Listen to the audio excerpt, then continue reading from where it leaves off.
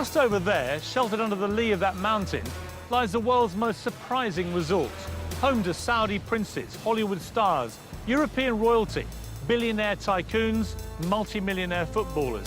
Their combined wealth adds up to more than most South American countries.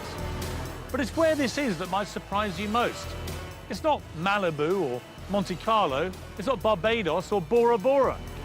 No, that, my friends, hold on to your designer sunglasses, is Marbella.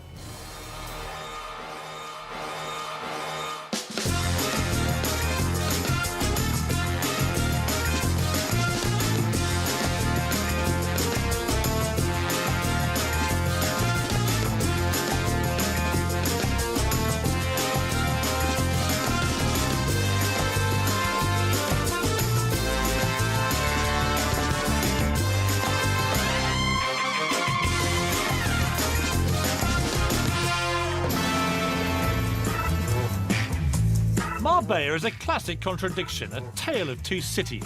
You'll probably know one of them from the tabloids. Costa del Crime. There was a shooting where literally they sprayed the hairdressers with bullets. Boozed up Brits abroad. What's a champagne spray party, silly? Well, the thing is, you don't drink it all, so what else is there to do? Vice Central. If I was running Marbella, then it would be cleaned up. But there's more to this town than binging Brits, wannabe wags and drug-fueled gangs. It's not Iron Napa.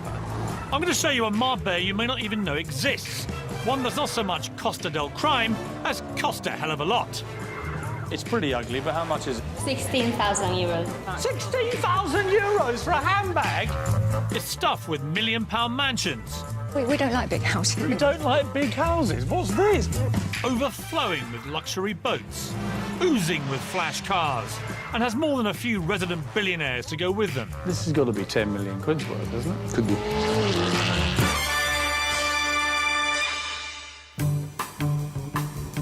Marbella is on the infamous Costa del Sol, Spain's most southerly Mediterranean Mecca. With over 300 days a year of glorious sunshine, it's hardly surprising this bit of coast is so popular with us Brits. 300,000 live here, and a further 2.5 million visit every year.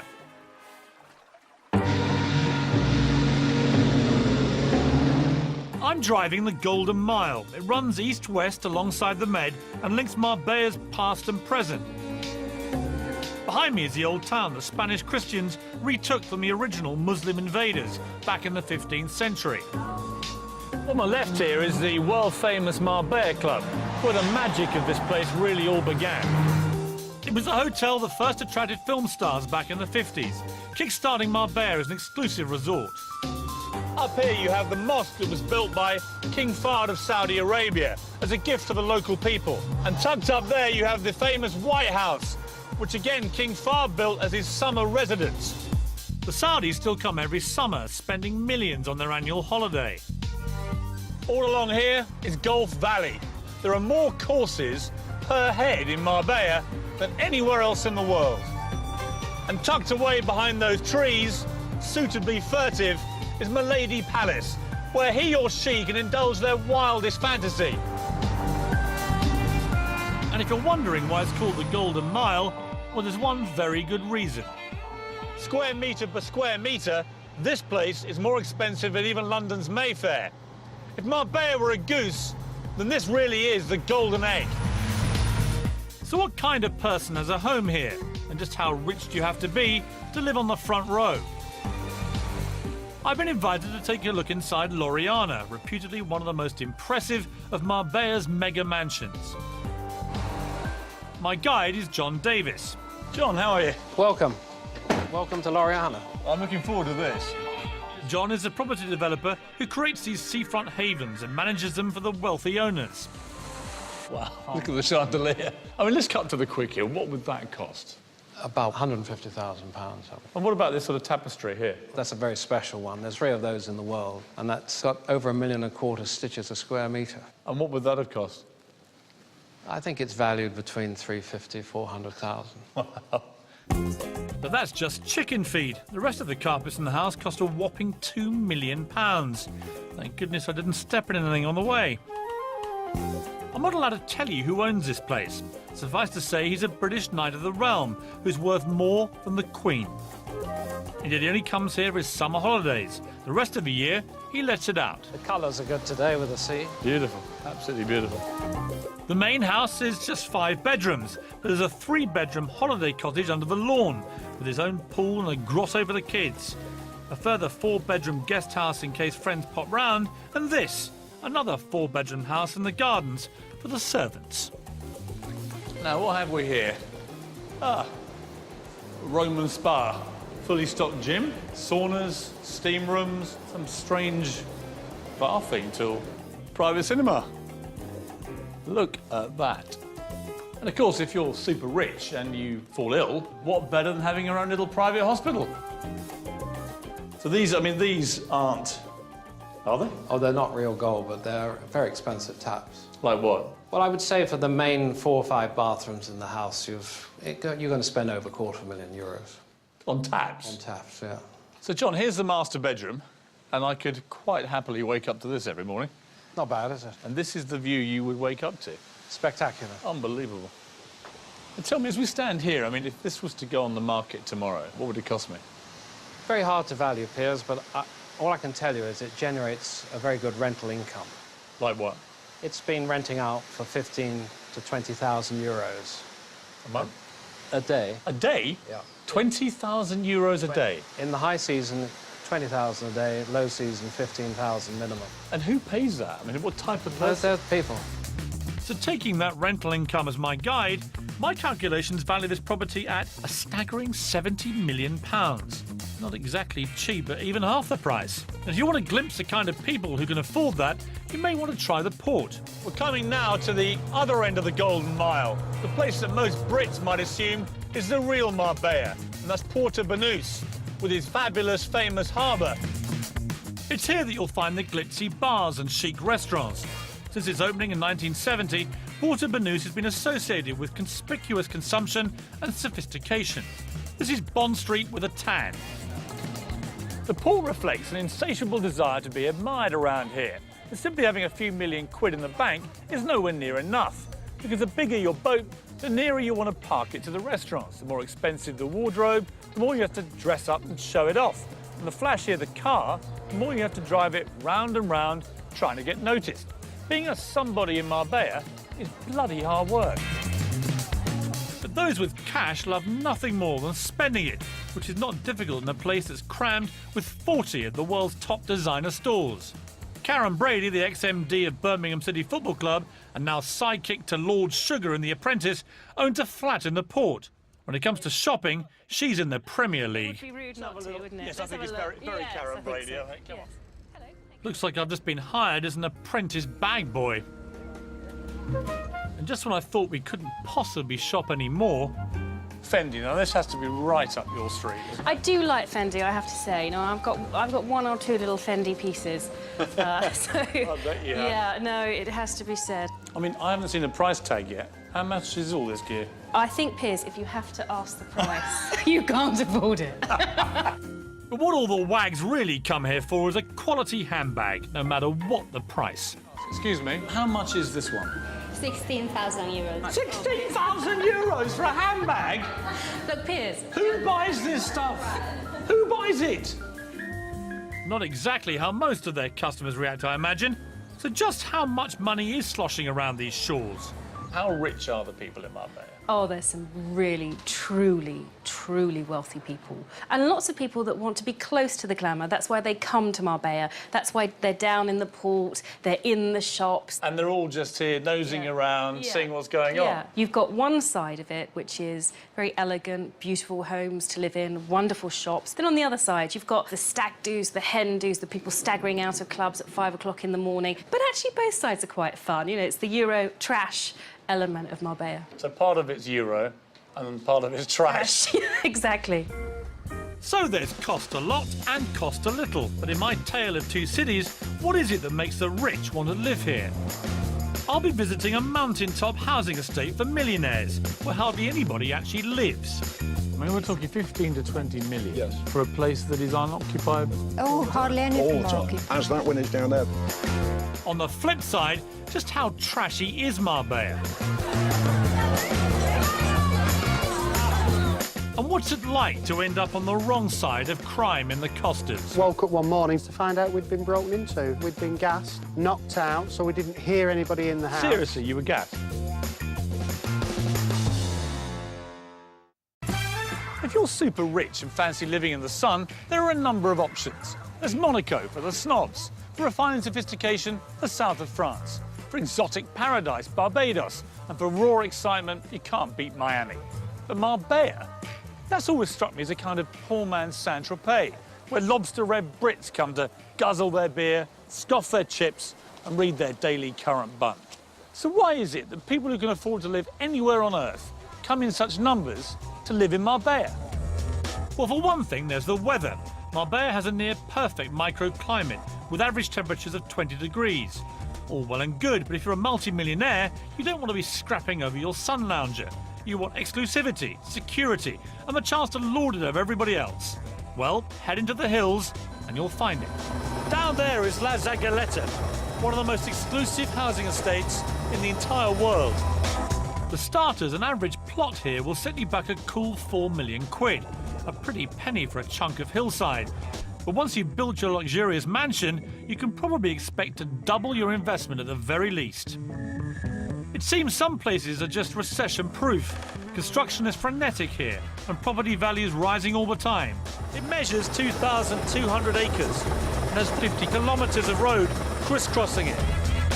It also boasts 2 golf courses, stables, tennis courts, a bowling alley, a gourmet restaurant and a nightclub. But here's the weird thing about it.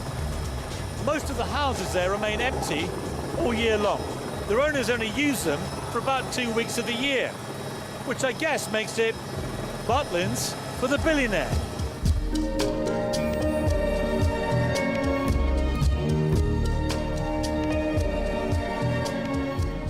To get into this private hilltop hideaway, you need to be escorted from the main gate by a resident, or you might get shot.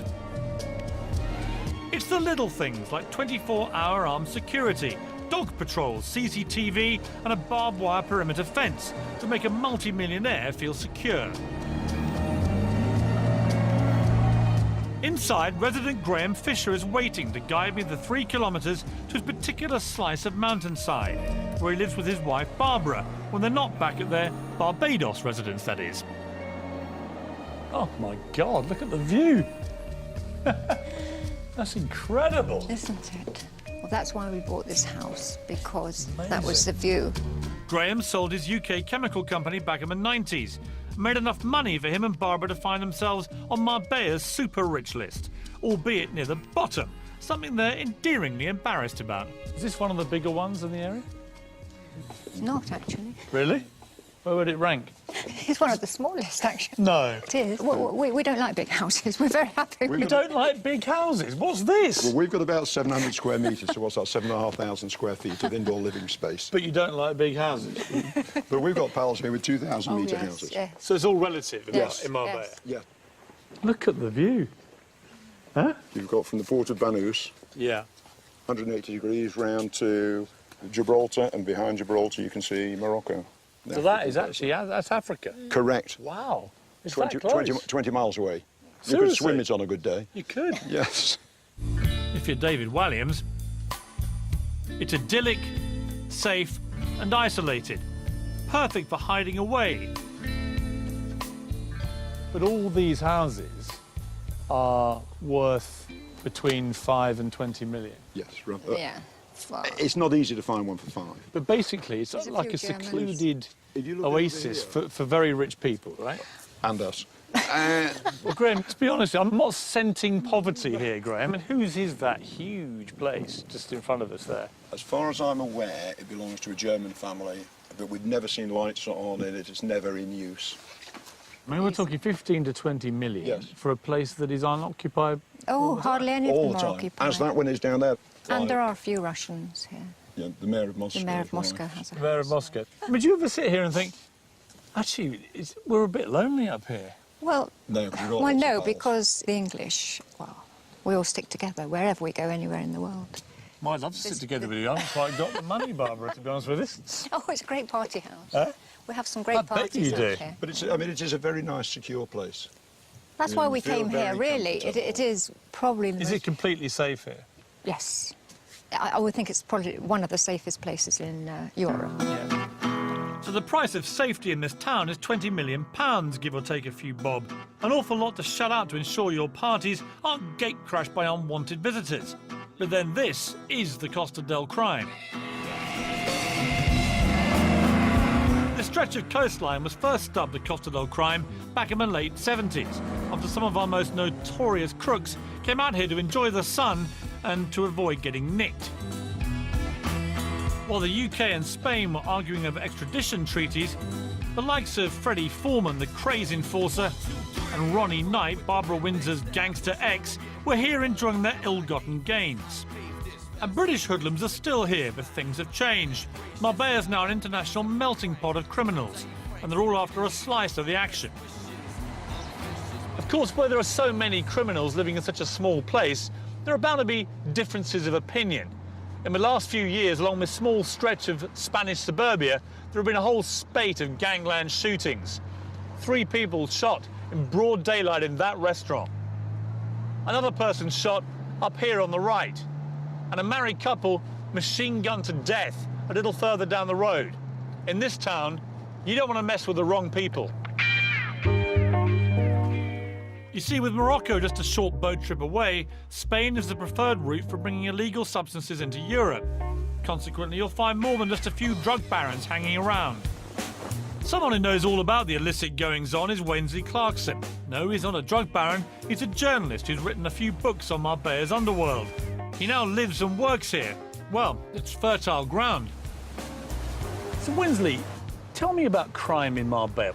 What's so weird about this place, Piers, is that you can sit on the beach as a tourist, have a lovely time in the sun, drink your pina colada at the bar on the beach, and 20 yards behind you might be a brothel, or 20 yards behind that might be a drug baron's house, and then 20 yards behind that might be a couple of criminals threatening each other with a gun. They're here because money attracts criminals, sunshine attracts criminals, a lapse police force attracts criminals. All the elements are here. This is why it's the melting pot of criminality that it is.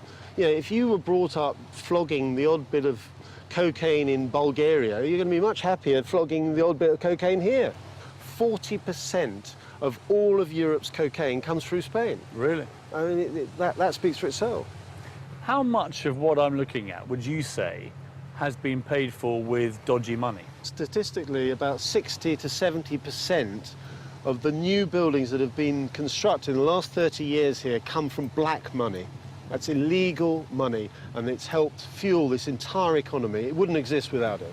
How have you seen the Marbella crime scene evolve over the years? Instead of having friendly, old-time British villains who are nice to women and children, we've actually got hard-nosed Russian gangsters, other Eastern Europeans. These are people who take no prisoners. They will order a hit on an enemy, and they don't care if their wife and children are killed at the same time. And is that actually happening in Marbella? I mean, this is not just myth. This is going on. It's going on all the time. There was a shooting in a hairdresser's not that long ago where literally they sprayed the hairdressers with bullets. They didn't care about the other people who were killed and injured, but they got the man they were after. I don't dispute what you're saying is true, but are you slightly exaggerating this? Because when I've walked around Marbella, it all seems relatively safe. Well, they're not popping out from behind trees of Lugers, Piers, but they're there. It's an underbelly, it's an undercurrent of criminality, because this is the centre, the epicentre of criminality in Europe, without a shadow of a doubt. Perhaps I'll give that haircut a miss. So maybe Marbella is actually a tale of 3 cities: the millionaires, the boozy Brits, and the criminals. Except you don't really see the drug deals and corruption going on. Or do you? In times gone by, Marbella's dirty dealing wasn't always consigned to the shadows. This is a €500 note, or as they call them over here, Osama bin Laden's. Because although 40% of the EU's entire supply allegedly passes through Spain, you never actually see one.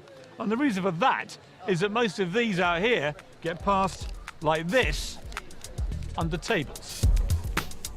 Black money deals were the order of the day during Marbella's unprecedented 15-year building bonanza, which began in the early 90s when property prices went crazy. The boom was fueled by corrupt mayors and officials who granted thousands of illegal permits to build on restricted land. Today, the carcasses of fraudulent overdevelopment litter this coastline as a symbol of their unrestrained greed. In a town with an oversupply of houses and hit by a recession that left failed businesses strewn everywhere and 3 of Marbella's top hotels going under, prices fell by almost 25% along this coast. It's left thousands of Brits who bought into the idea of a dream place in the sun seriously burnt. In the end, 3 mayors went to jail and the whole Marbella council was disbanded. So you'd imagine they'd be burning effigies of a terrible trio. Well, not quite. The most notorious of the jailed mayors, the late Jesus Hill, is revered by locals as a modern-day Robin Hood, who created the thriving Marbella of today. Michelle and Stephen Eusden explained to me the alternative view of the corruption. They came here with next to nothing, started an expat newspaper from scratch, and judging by what's in their garage, have done rather well for themselves. Michelle, looking magnificent, if you don't mind me saying. Thank you. The greatest nails I think I've ever seen in my life. Take me back to when you first came to Marbella. What was going on here then? At that time, we were just at the end of the last recession. It was just starting to recover. There was still a lot of property here that was half-built, never finished from the previous recession.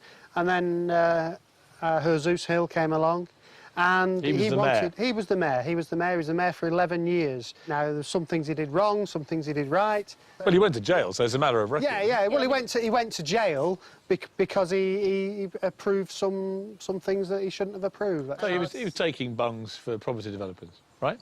Yes, and also... In millions and millions of euros. Yes. So actually... If you don't mind me suggesting this other thesis, he's actually, far from being Robin Hood, he's Robbing Hood. No, I didn't say it was Robin Hood. If you ask the standard Spaniard on the street, even today, the average Spaniard will say to you, hold on a minute, he fed us. Well, of course he did, but he was creating an entirely false black market where they're all on the take, right? And black money was everywhere. No one paid any tax, and you all made a fortune. No wonder he's popular. He stopped petty crime. Saddam Hussein had his moments. Yeah, but he kept it all for himself. He didn't give it to the populace. I don't think you can say that. Oh, so it's because he gave back. He's a hero. No, he's not a hero, but at the end of the day, his heart was in the right place, let's say. He was trying to promote Marbella. He kind of set the standard, though, for a series of unbelievably corrupt mayors. I mean, the whole place was swimming in dodgy cash, wasn't it? You can't say that. You have got... I can't say that, it's true. You've got They're all in jail. How many Spanish... They're not all in jail. Sorry, Michelle. They're not all with respect, how many Marbella mayors were residing at King Juan Carlos's pleasure? Well, at the time, there was 3. However... Just the 3 of them? You can't come to this country and say that there's corruption when you're... Yes, I can. They're all in jail. Well, there is, but there is that everywhere. And is it for the good or is it for the bad? Here, I think a lot of it was for the good. Of course, ironically, he then spawned with his behaviour the arrival of some pretty heavy criminal gangs. I agree with you. You know, gangsters. Yeah. And you yourselves, in the end, fell victim to these people. Yes. What was that? Well, I woke up one morning feeling very groggy and with a thick head, and I went downstairs to find out we'd been broken into, and subsequently realised that we'd been gassed, knocked out, so we didn't hear anybody in the house. Seriously, you were gassed? Yeah. Seriously. They actually put the gas through the air conditioning units. That's how they get it in the house. We believe it comes from Eastern European, and it's something that their special services used to use. We were fortunate. At the same night that we were actually gassed, a very wealthy Spanish client of ours was done in the same area, and they actually woke her up at gunpoint, her and her husband, and they had to empty the safes. So I thank God we got away, but it was a warning. Scary stuff. But to add to the mix of multi-millionaires, criminal gangs and corrupt mayors, there's a new breed of visitor to Marbella, the boozed-up, binging Brit. But just how bad are their antics? Non-boozed-up Brit Max Clifford does some straight talking. We've noticed young prostitutes, drugs being openly sold. And I hit the Millionaire's playground to find out how they really like to burn their cash. You are clearly stinking rich. Is it impertinent to ask how much this cost you? Yes.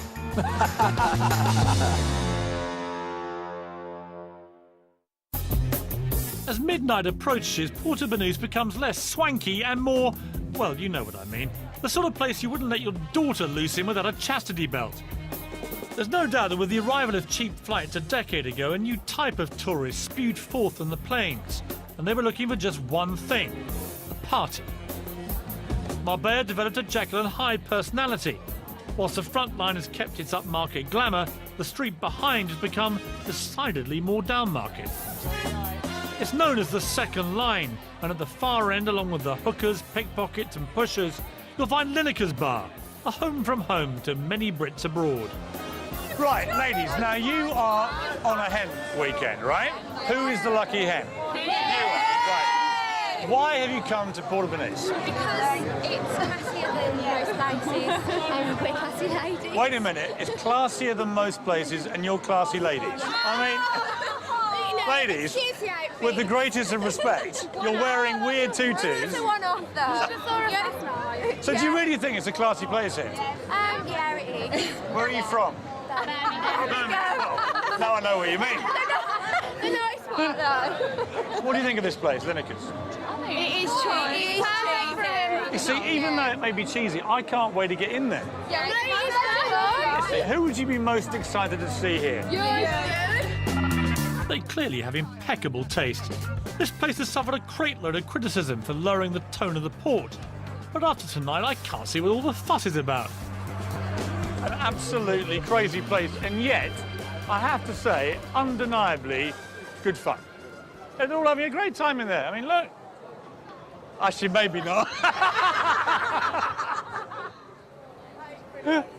The Lineker behind Lineker's is Wayne, once famous simply for being the cheeky younger brother of Gary. He's now famous for being the tax-evading younger brother of Gary, who went to prison and then came out to create a string of boozers, nightclubs and strip joints that stretch across the Med and beyond. It's definitely fun here, isn't it? No question. Wayne's not exactly Mr. Popular with Marbella's elite, thanks to the party-hungry clientele he brings to town. So wait, do you make any apology to the smart set of Marbella? I think you have brought this place crashing to its knees down market. Do you make any apology? No, none at all. What Lineker's has done for the port has not lowered the clientele. It's brought a new clientele to the port, a more down-to-earth clientele, and a great crowd. And fortunately for Lineker's, it's turning towards the crowd that we want. You know, we'll go through sort of 15,000 bottles of beer over a weekend. 15,000 bottles of beer? Over a weekend. Do you think the media caricature of Marbella is, and Porto Banús in particular, is unfair? It's a high-profile place. It's a busy place, and what sells stories, you know, muck sells stories, isn't it? So they're going to look at that side of things. Are you happy wallowing in muck? Oh, where there's muck, there's money, Piers. I mean, do you think you've made Porto Banús more accessible to the British working-class man and woman? That's exactly right, Piers. So Wayne Lineker's message to the rich and famous of Marbella is... Do one. So, no room for the toffs in Wayne's world. I'm not exactly sure they're rushing to be at his side, are you? But whilst the drunken hoi polloi might be confined to just one short street in Porto Banús, it's one street too many as far as many Brits living the dream here are concerned. It's the hottest conversation in town as they sit in their bougainvillea-clad villas or stroll the lush golf course. Public relations guru Max Clifford and his gated community friends seemed positively militant when I caught up with them for afternoon tea.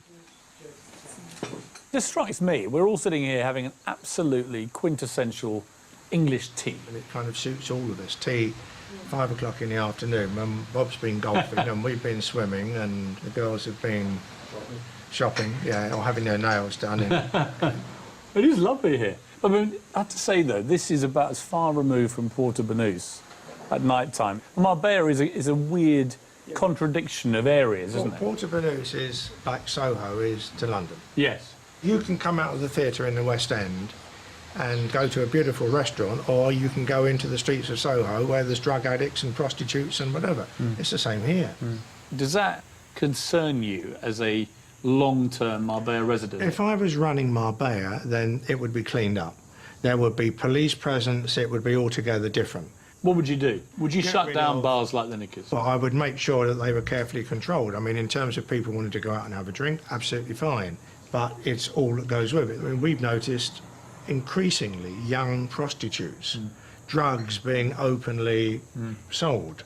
It can be cleaned up, and it could be cleaned up very easily. I mean, they approached me 2 or 3 years ago about doing PR down here. And all right, they couldn't come up with the money. But I made it very clear to them that these were issues which had to be addressed and had to be sorted out. What do you charge these days to clean up a very badly tarnished reputation? I told them that it would be a minimum of 2 years at £25,000 a month. Right, here's a cheque. Right, that's my vote sorted. Max for mayor. Back in the 50s, when this town first became a tourist destination, there were no image problems, because there was only one place to stay. European blue blood playboy Prince von Honlo turned a rustic farmhouse into the hideaway Marbella Club Hotel, with the express intention of offering it as a chilled-out alternative to the razzmatazz of Saint-Tropez for its aristocratic chums and glamorous Hollywood friends. There was a time when the only telephone on the coast was here at the Marbella Club Hotel, which meant the likes of Jimmy Stewart, Cary Grant and Audrey Hepburn might all be in the same queue waiting to call home. This hotel still has an aura of chic discretion about it. There are 23,000 trees in the garden and individual private villas, making it easy for stars to come here and stay without anyone knowing about it. Just a week ago, desperate housewife Eva Longoria slipped inside and stayed in one of these £3,500 suites. The paparazzi were nowhere to be seen. Step next door into the Villa Tiberia restaurant and you'll still find the glamour and sophistication associated with Marbella of the 50s, a time when elegance and wealth kept itself to itself. Definitely very classy. But down in the port these days, it's more, if you've got it, flaunt it. And there are plenty of new money types who do. Well, if you've made a few million, why keep it to yourself? And if you really want to flash the cash, then head up the Ronda Road into the hills and burn some serious money with Marbella's top players. This is the Ascari Race Resort, a private club with a paltry joining fee of just £150,000. The multi-millionaire petrolhead who built this place largely for his own amusement also designed and manufactured this little plaything to go with it, the £250,000 Ascari supercar. Klaus Vort is the 58-year-old high-tech inventor and one of Marbella's richest residents, whose money fuels it all. And his latest invention to make himself even richer is a finger scanner that's impossible to fool. It's all about fingerprints, right? It's not fingerprint. What is it? It's a radio scan of your 7th layer inside your finger. It's like something out of Star Trek. There's a good reason for all this security. My God. These are Formula One cars, These right? are all Formula One cars. All of them have been used in Formula One races. Proper Formula One cars. I'm now inside the most expensive toy box in the world. This has got to be 10 million quid's worth, hasn't it? Could be. What was your vision for this place? Basically, I would like to own a circuit where I could play on every day. That's how it started. It's the ultimate boy's toy, really, isn't it? Yes. Every day I get here, I still think it's a fantastic place and I love it. It's like walking into heaven when you get to these gates. It's an extraordinary place. Yes. I mean, you could live anywhere in the world, couldn't you? Yes. Why Marbella?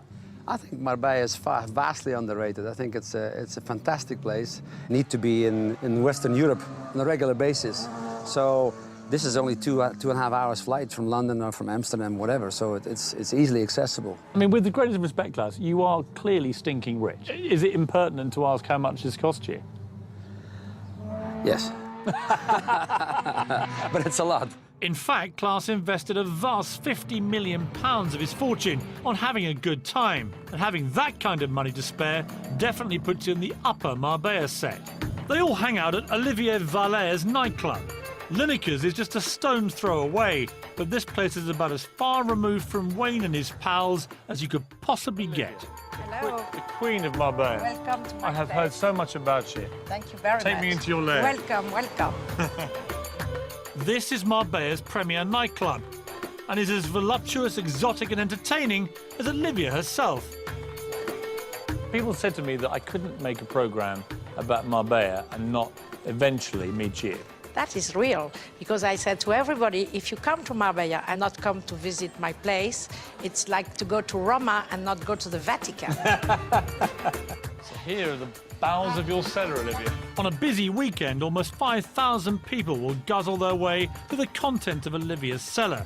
This is one weekend's worth. Yes. But don't bother coming if you're on a tight budget. The punters here spend more in one night than most people spend on their 2-week holiday.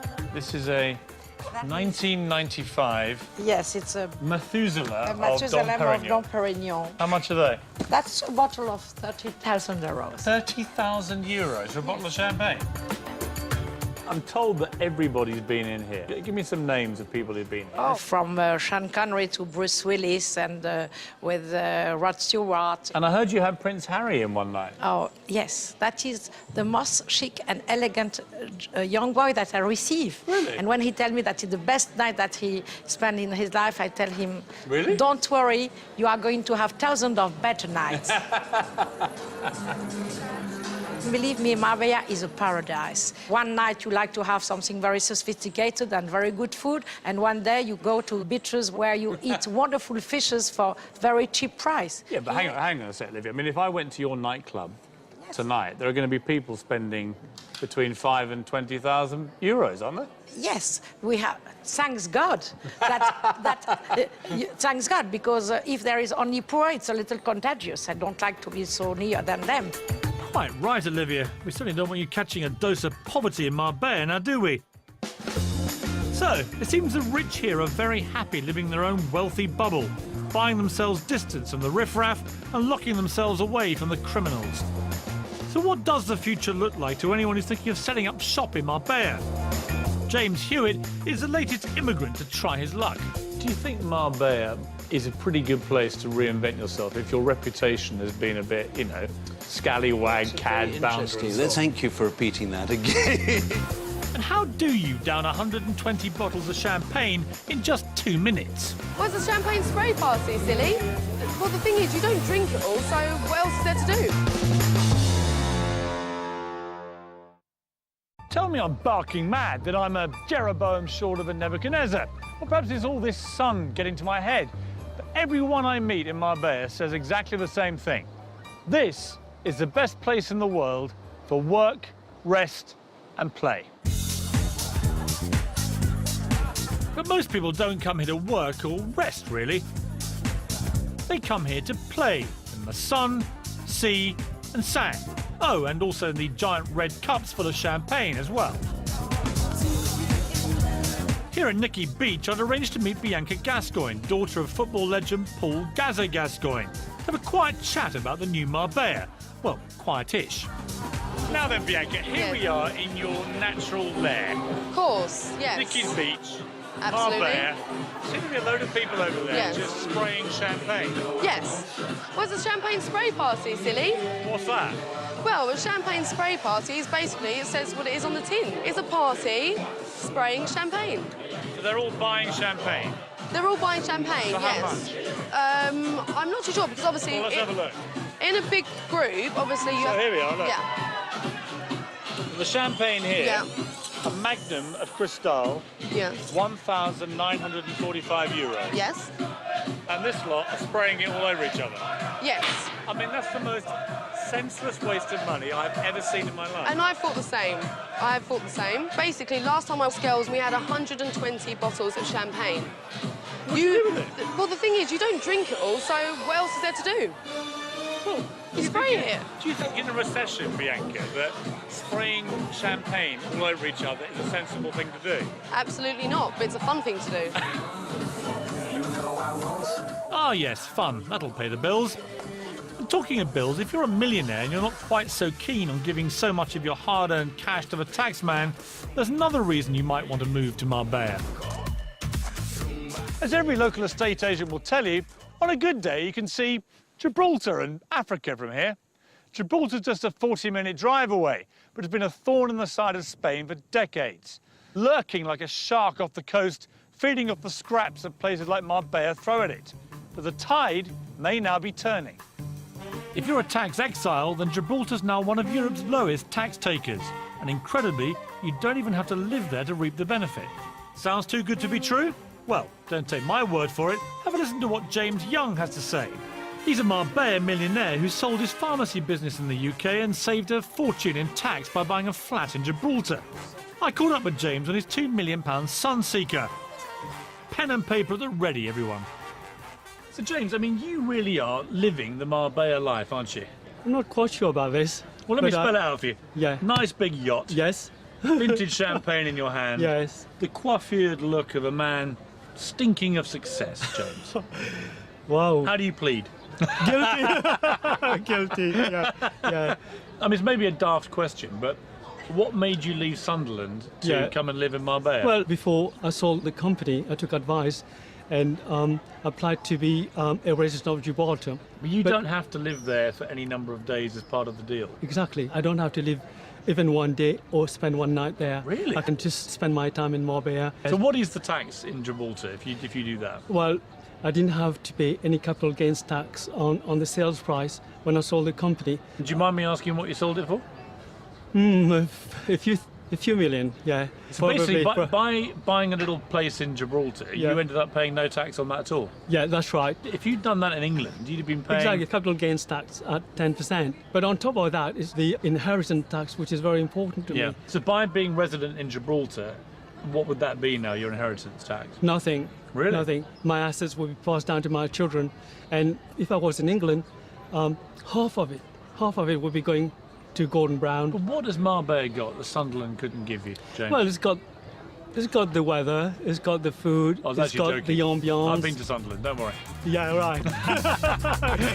yeah. So perhaps the reason this town is so successful is that just about anyone can come and make a life here. From millionaires to boozed-up revellers, and from aristocrats to criminals. They're all doing what they do here in Marbella. Armed with the idea that Marbella will accept anyone with open arms, Britain's ultimate cad traded his life in Chelsea for a new life here in the sun. This is Polo House, a high-class establishment serving tiffin to the toss. Well, actually it serves posh nosh to anyone who'll pay for it. It's owned by one of my old tabloid targets, James Hewitt. Awesome guy, James. Awesome. For him, it's a whole new lease of life, a reinvention as restaurateur, rather than reality TV star, letter seller and all-round bounder. And let's not mention the affair with the most famous woman of all time. James, we meet again. We do indeed. Very warm welcome. In slightly more... Friendly. Yes, friendly circumstances, yeah. Do you think Marbella, more than most places, is a pretty good place to reinvent yourself if your reputation has been a bit, you know, scallywag, cad, very bounder? interesting. That's a very... Thank you for repeating that again. Scallywag, cad, bounder. You know what I mean, though? That actually this is a pretty good place to reinvent I think yourself. anywhere is a good place to go, other than England. No, I wouldn't have chosen it for any other reason than it had potential for developing a new business. Is it a big risk for you? Oh, yes. Huge risk. I mean, last year was quite worrying. I mean, worst possible time to launch a place like this, I would have thought. Well, I mean, one probably wouldn't have done it had one realised that the credit crunch was coming. How much of a draw here are you, personally, do you think? I hope very little. Because what I hear is that all the ladies in town No, you love are coming... joking. No, I'm serious. You are joking. No, You are like coming along here to meet James Hewitt, which obviously I find quite baffling, but it's true. Well, thank you for that. Well, no, I'm not going to kid myself. I mean, you know, I think that people are intrigued. I mean, I don't think it's necessarily me, but it's the person that they've read about or heard about. But I hope they find when they've been here that they like the place and they come back. And is there a lady in the life of James Hewitt at the moment? No. No? No. No time. No time. I mean, would it be a dream of yours that you could be remembered, perhaps, as James Hewitt, a successful restaurateur, rather than James Hewitt, ex-lover of Princess Diana?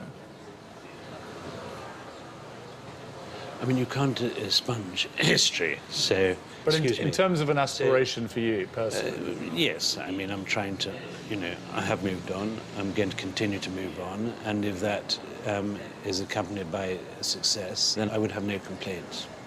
Good luck. Thank you. I set off to investigate a tale of two cities. But Marbella has turned out to be a mini metropolis in the sun, providing everything to everyone. Try and quantify exactly why so many people flock down here, and you'll be sipping your G&Ts for several days to come.